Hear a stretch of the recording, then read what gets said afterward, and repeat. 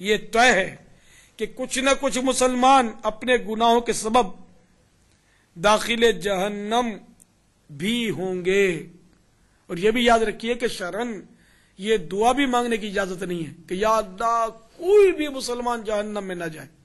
اس کی شرعن اجازت نہیں ہے، اس لیے کہ احادیث مبارکہ سے یہی مستفاد کہ کچھ نہ کچھ مسلمان ضرور دوزخ میں داخل ہوں گے. تو یہ جبکہ طے ہے تو اب اس طے شدہ بات کے لیے دعا نہیں مانگی جا سکتی، اس کی اجازت نہیں ملے گی.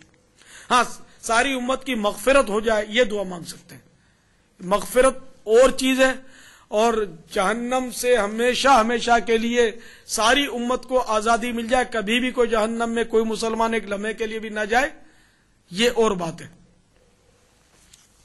تو بہرحال میرے پیارے پیارے عیسائی بھائیوں، جب یہ طے ہے کہ کچھ نہ کچھ مسلمان داخل جہنم ضرور ہوں گے، لہذا ہمیں اللہ عز و جل کی خفیہ تدبیر اور اس کی بے نیازی سے ہر وقت لرزاں و ترساں رہنا چاہیے کہ کہیں ایسا نہ ہو کہ ان جہنم میں جانے والوں کی فہرست میں کہیں ہمارا نام بھی شامل نہ ہو.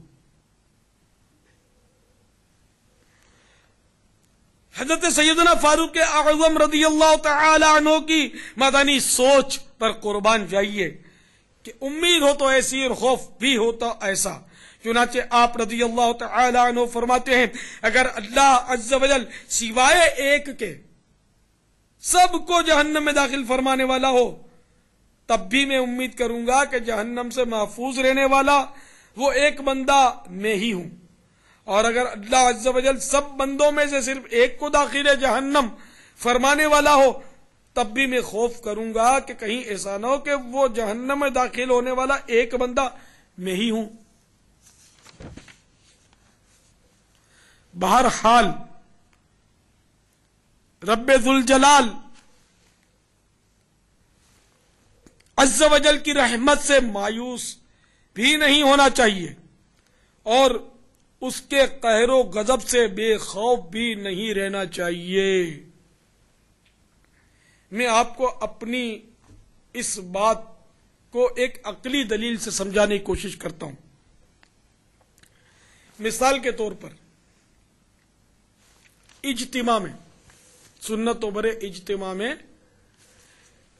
12 لاکھ اسلامی بھائی جمع ہوں، 12 لاکھ اسلامی بھائیوں کا اجتماع ہو اور کوئی ایک شخص بلند جگہ پر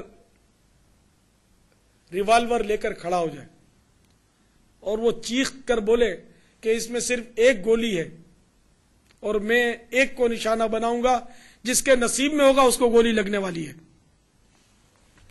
آپ کا کیا خیال ہے؟ وہ گولی چلائے یا نہ چلائے؟ ایسی بھگدڑ مچے کہ نہ جانے کتنے لوگ کچل کر مر جائیں. اس لیے کہ ہر ایک یہی خوف محسوس کرے گا کہ یار ایک گولی تو ہے نا اس میں، اور 12 لاکھ میں سے ہو سکتا ہے کہیں یہ گولی مجھے ہی نہ لگ جائے.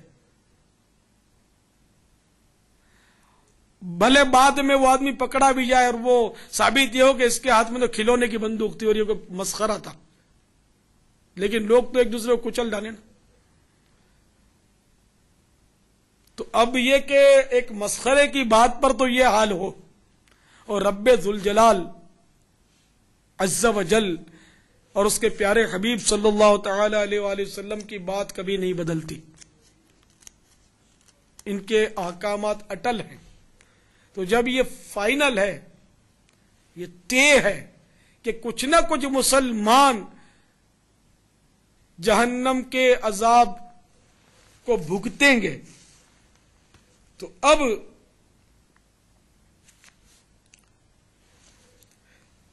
یقیناً ہر ایک مسلمان کو ڈرنا ہی چاہیے کہ کہیں مجھے بھی جہنم میں نہ ڈال دیا جائے. خدا کی قسم اگر بندوق کی گولی لگی بھی، اس نے ریوالور سے فائر کیا بھی اور کسی کو لگی بھی، تو اس گولی کی تکلیف جہنم کے عذاب کے سامنے کچھ بھی نہیں، کچھ بھی نہیں.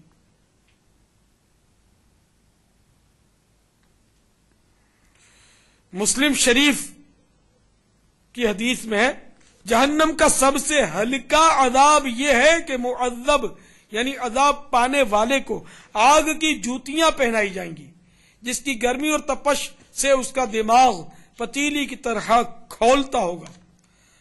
وہ یہ سمجھے گا کہ سب سے زیادہ عذاب مجھی پر ہے۔